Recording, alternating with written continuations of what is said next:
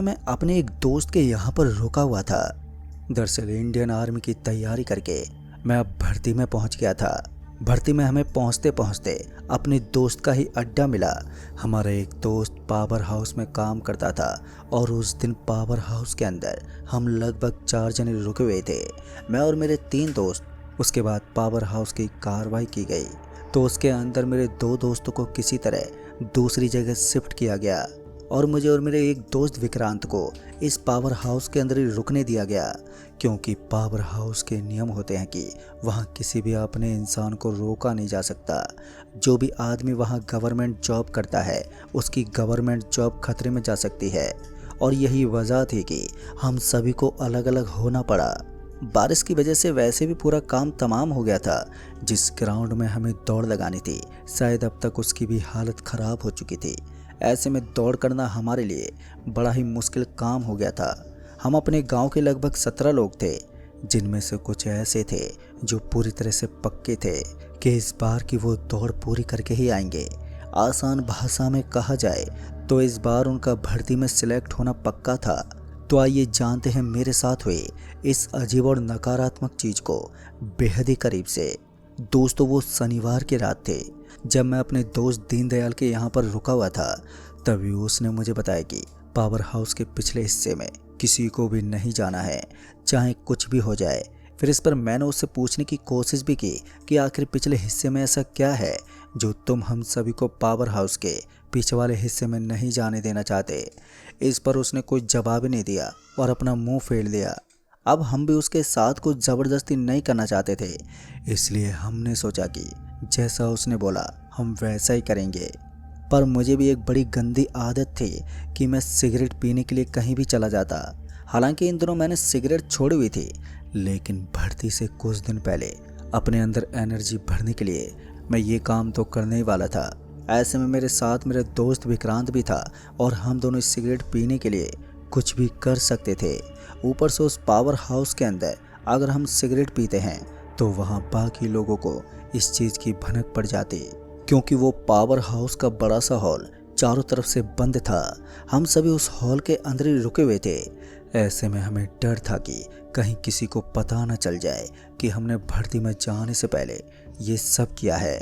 ऐसे में हम किसी ऐसी जगह की तलाश कर रहे थे जहाँ पर बैठकर हम आराम से सिगरेट फूंक सकें, लेकिन हमें ऐसी कोई जगह नहीं मिल पाई। फिर उसके बाद हमने सोचा कि रात होने के बाद हम इन चीज़ों की तलाश करेंगे। दोस्तों, धीरे धीरे वक्त बीतता गया और कब शाम हो गई पता ही नहीं चला। इधर मैं और मेरे कुछ दोस्त भर्ती से पहले थोड़ा इधर उधर घूम रहे थे, क्योंकि हमने 2-3 दिन का रेस्ट लिया था। अगर हम अब भी थोड़ी बहुत दौड़ करते तो शायद हमारा शरीर थक जाता। ऐसे में हमने पहले से ही 3 दिन के रेस्ट के बारे में सोचा हुआ था। हम इधर उधर घूम ही रहे थे कि अचानक हमारे दोस्त दीनदयाल ने आवाज़ देते हुए कहा, विक्रांत और मनदीप, तुम दोनों एक चीज़ का अच्छे से ध्यान रखना। यहाँ पर तुम दोनों को कुछ भी गलत नहीं करना है। शायद तुम जानते हो कि मैं किस चीज़ के बारे में बात कर रहा हूँ। दीनदयाल बचपन से हमें जानता था कि हम दोनों सिगरेट वगैरह पीने के लिए कुछ भी कर सकते हैं, तो ऐसे में वो बार बार हम पर नज़र रखता, लेकिन हम भी उससे 2 कदम आगे रहते। दरअसल हमने पहले ही सोच लिया था कि हम किसी भी तरह से रात होने के बाद ही अपना ये काम करेंगे। इससे पहले हम किसी को इस चीज़ की भनक भी नहीं लगने देंगे। फिर उसके बाद मेरा दोस्त विक्रांत थोड़ा सा मुस्कुरा दिया और फिर हम अपने दोस्त दीनदयाल के साथ वापस से अंदर चले गए। हालांकि हम यहाँ पर कोई दुकान ढूंढने की कोशिश कर रहे थे जहाँ हमें सिगरेट वगैरह मिल सके, लेकिन आजू बाजू में हमें ऐसी कोई दुकान ही नहीं मिली। फिर बाद में हमने गूगल मैप पर एक दुकान को तलाश करना शुरू कर दिया। फिर हमें पता चला कि यहाँ से 200 मीटर दूर आगे हाईवे के बगल में एक दुकान है जहाँ पर सब कुछ मिलता है। और फिर क्या था, हम किसी तरह अपने दोस्त दीनदयाल को चकमा देकर वापस से पावर हाउस से निकले और हाईवे पर पहुंच गए। दोस्तों, अब की बार हम जैसे उस हाईवे पर पहुंचे तो हमने देखा कि हाईवे के ऊपर हमें दूर दूर तक पहले तो कोई दुकान वगैरह नजर ही नहीं आ रही थी, इसलिए हम दोनों तेज तेज कदम पटकते हुए आगे की तरफ बढ़ रहे थे। गूगल मैप के ऊपर हमने उस दुकान को सर्च कर लिया था और उसी की तरफ बढ़ने लगे। ऊपर से हमें डर था कि कहीं दीनदयाल भाई को इस बारे में पता न चल जाए, वरना वो हम दोनों को बहुत भला बुरा सुनाएगा। और ऊपर से हमारी कल भर्ती भी थी, तो ऐसे में वो हमें सभी लोगों के सामने बुरी तरह से लताड़ लगा सकता था।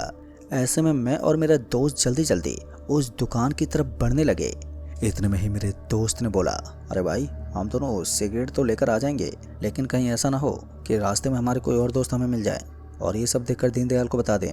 अब उसकी भी बात मुझे काफ़ी हद तक ठीक ही लग रही थी, इसलिए मैंने उससे बोला, हम एक काम करते हैं, सिगरेट लेकर सीधा पावर हाउस में चलते हैं और रात को दीनदयाल भाई और सभी लोगों के सोने के बाद ही हम दोनों सिगरेट लेकर बाहर निकलेंगे। हमने पूरी तरह से प्लान बना लिया था। अब हमारे सामने मुसीबत यही थी कि कहीं इस बात के बारे में किसी और को पता ना चल जाए। किसी तरह से हमने दुकान से सिगरेट का एक पूरा पैकेट खरीद लिया और उसके बाद उस दुकानदार से बोला, अरे भाई साहब। इस पर उसने बोला, हाँ भाई साहब पूछो। फिर मैंने उसे हल्की सी आवाज़ में बोला, भाई साहब इस रास्ते में सिगरेट पीने की कोई जगह है क्या? मेरी बात सुनकर वो हंसते बोला, अरे भाई साहब ये क्या बात हुई, बीच रास्ते में आप कहीं भी खड़े होकर सिगरेट पी सकते हो, लेकिन मैं आपको इतना ज़रूर कहूँगा कि इस रास्ते पर आप सिगरेट वगैरह ना पिए तो ही अच्छा है। और रास्ता तो क्या, यहाँ दूर दूर के एरिया तक आप सिगरेट ना फूको तो ही आपके लिए बेहतर होगा। उसकी बात सुनकर मैं फिर से हैरानी में पड़ गया और फिर मैंने उस आदमी से बोला, लेकिन इस रास्ते में सिगरेट पीने का जुर्माना लगता है क्या? मेरी बात सुनकर उस आदमी ने हल्की सी मुस्कान के साथ फिर से बोला, भाई साहब अगर जुर्माना होता तो लोग सह भी लेते, लेकिन यहाँ तो जुर्माने से भी भयानक सज़ा मिलती है। पता नहीं क्यों लेकिन उस आदमी की बातें मेरे दिमाग में गोल गोल घूम रही थी। मुझे समझ में नहीं आ रहा था कि आखिर वो कहना क्या चाहता है। उसके बाद मैंने उस आदमी से बोला, अरे भाई साहब आप कहना क्या चाहते हैं, साफ साफ बताइए ना। इस पर उसने कोई जवाब नहीं दिया और एक बार फिर से हल्का सा मुस्कुराते बोला, भाई साहब कुछ बातों को ज़ाहिर नहीं किया जाता, जब वो चीज़ आपके साथ होती हैं तो ही लोग समझ पाते हैं। वैसे मेरे साथ तो ये सब चीज़ नहीं हुई है, लेकिन बहुत सारे लोगों के मुँह से सुना है, जिस वजह से मुझे भी यकीन होने लगा है। इधर मेरे दोस्त विक्रांत का ध्यान धीरे धीरे उस जगह पर चला गया था जिसके बारे में वो बात कर रहा था।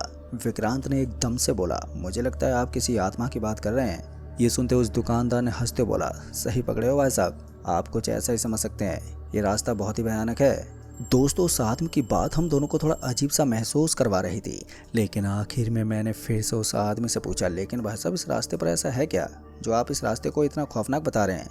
मेरी बात सुनकर उस आदमी ने कहा, देखो भाई साहब ये रास्ता बहुत ही ज़्यादा डरावना इसलिए माना जाता है क्योंकि कुछ साल पहले यहाँ पर कुछ नशेड़ी लोगों की मौत हो गई थी।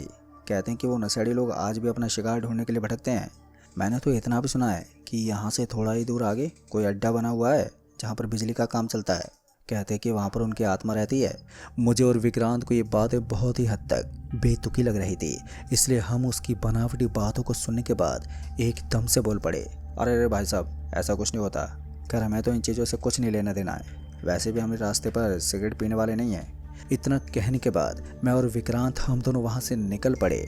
हम दोनों अब जल्दी से जल्दी पावर हाउस तक पहुँचना चाहते थे, क्योंकि भले ही रास्ते के बारे में उतनी ज़्यादा घबराहट नहीं हो रही हो, लेकिन फिर भी कल भर्ती होने की वजह से हम कोई खतरा नहीं उठाना चाहते थे। फिर मेरा दोस्त विक्रांत भी मेरी बात से सहमत था और हम दोनों जल्दी जल्दी से पावर हाउस की तरफ चल पड़े। तभी मेरे दोस्त ने बोला, भाई वो देख वहाँ पर मुझे एक छोटा सा खेत दिखाई दे रहा है। दरअसल उस खेत का एरिया एकदम खाली था, वहाँ पर ना तो कोई तारकसी थी और ना ही उस खेत के अंदर जाने की शायद कोई पाबंदी थी, इसलिए मेरे दोस्त विक्रांत को वो जगह काफ़ी ठीक लगी। तो ऐसे में मैं भी विक्रांत की तरफ देखते बोला, चल भाई मेरा भी काफ़ी देर से मन कर रहा है। उसके बाद हमने ज़्यादा नहीं सोचा और हमने अपने इरादों पर पानी फेर कर उस खेत के अंदर जाना ही बेहतर समझा। हम जल्दी से उस खेत के अंदर पहुँचे और एक एक सिगरेट जलाकर फूंकने लगे। हम दोनों बड़े आराम के साथ अपने काम को अंजाम दे रहे थे और हम दोनों इस चीज़ से बेखबर थे कि हमारे साथ क्या होने वाला है। फिर इतने में हमने देखा कि सफ़ेद रंग का चोगा पजामा पहने एक आदमी सड़क के ऊपर से इधर आ रहा था। उस आदमी को हम दोनों चांद की रोशनी से हल्का हल्का देख सकते थे। हम इतना तो अच्छी तरह से समझ चुके थे कि कोई आदमी हमारी तरफ ही आ रहा है, लेकिन हम इस बात से रूबरू नहीं थे कि आखिर वो आदमी इस तरफ क्यों आ रहा है। हमें लगा कि शायद हमारी तरह उसे भी सिगरेट पीनी होगी, इसलिए वो इस तरफ आ रहा है। हम दोनों ने उस आदमी को नज़रअंदाज कर दिया, लेकिन वो आदमी सीधा हमारे पास आकर ही रुका और फिर उसने बोला, भाई थोड़े सिगरेट मुझे भी पिला दोगे क्या? फिर उसकी बात सुनकर मैंने अपनी गर्दन हिलाई। हालांकि वो मुझसे काफ़ी बड़ा था, लेकिन अननोन होने की वजह से मैंने उसके हाथ में अपनी पी हुई सिगरेट थमा दी।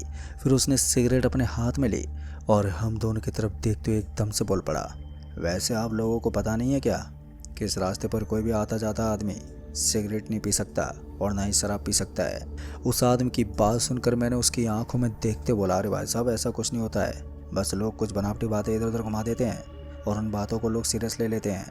लेकिन मुझे विश्वास नहीं होता कि आज की जनरेशन में भी लोग इस तरह की चीज़ों पर विश्वास कर लेते हैं। इतना कहने के बाद मैं एक लंबी सांस लेने लगा, पर तभी मुझे याद आया कि मैंने उस आदमी के बारे में अभी तक उसकी कोई इन्फॉर्मेशन नहीं ली थी। इसलिए मैंने उस आदमी को बोला, लेकिन भाई साहब एक बात समझ में नहीं आई, आप सीधा हमारे पास ही क्यों आए और आपका नाम क्या है? मेरी बात सुनकर वो आदमी एक बार के लिए शांत हो गया, लेकिन उसके बाद उसने एकदम से कहा, मेरा नाम मंगल लाल पांडे है और मैं बिजली विभाग में रहता हूँ। ये बात सुनते मेरा दिमाग सनक गया, क्योंकि मुझे उस बिजली विभाग में आए काफ़ी समय हो चुका था, लेकिन मैंने उस आदमी को पहली बारी इस इलाके में इधर उधर घूमता हुआ देखा था। फिर मैंने उस आदमी को बोला, नहीं भाई साहब आप झूठ बोल रहे हैं, उस बिजली विभाग में हम पिछले एक दिन से रुके हुए हैं। इससे पहले कि मैं उसे पूरी बात बता पाता कि विक्रांत ने एकदम से मेरा हाथ पकड़ते बोला,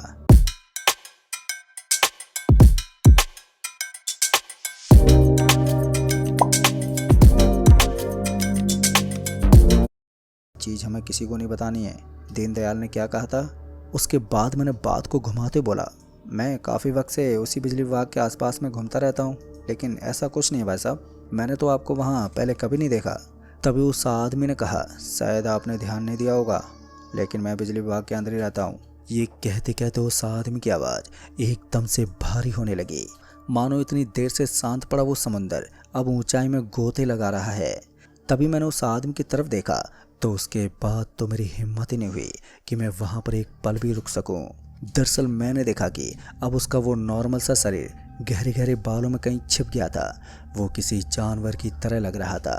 उसके नाखून किसी आदमखोर जानवर की तरह बन गए थे और उसके दांत किसी भी वक्त हमारे शरीर के आर पार निकल सकते थे। एक ही पल में मैं उन सभी चीज़ों पर विश्वास करने लगा जिन पर इतने सालों से मैंने कभी यकीन ही नहीं किया था और सिर्फ बड़े लोगों की बनावटी बातें बताई थी। इसी बीच मेरे दोस्त विक्रांत ने बोला, भाई देख क्या रहा है, जल्दी भाग यहाँ से। उसकी बात सुनते मैंने सर पर भागना शुरू कर दिया। हम दोनों जल्दी से भागते हुए पावर हाउस के पास पहुँच गए, पर हैरान की बात तो ये थी कि उस आदमी ने एक बार भी हमारा पीछा करने की कोशिश ही नहीं की।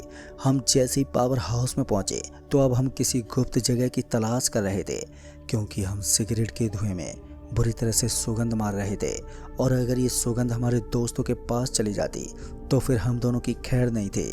इससे पहले कि हमें कोई देख पाता कि मैं और मेरा दोस्त विक्रांत जल्दी से भागते हुए पावर हाउस के पिछले वाले हिस्से में चले गए, जहां जाने के लिए हमें सख्त मना किया गया था। हमने अब फिर से अपने पैर पर कुल्हाड़ी मार ली थी। हम चाहते तो सीधा अंदर जाकर च्युइंगम वगैरह खाकर इस सुगंध को मिटा सकते थे, लेकिन हमने ऐसा नहीं किया और हमने खुद को ही खतरे में डाल दिया। हम दोनों इस बार पावर हाउस की दीवार के ऊपर से कूदते हुए सीधे पिछले हिस्से में चले गए थे, जिसके बारे में दीनदयाल ने पहले ही मना किया था कि चाहे कोई भी कंडीशन आ जाए लेकिन हमें उस इलाके में बिल्कुल नहीं जाना है। हम जैसे ही वहाँ पर पहुँचे तो हमने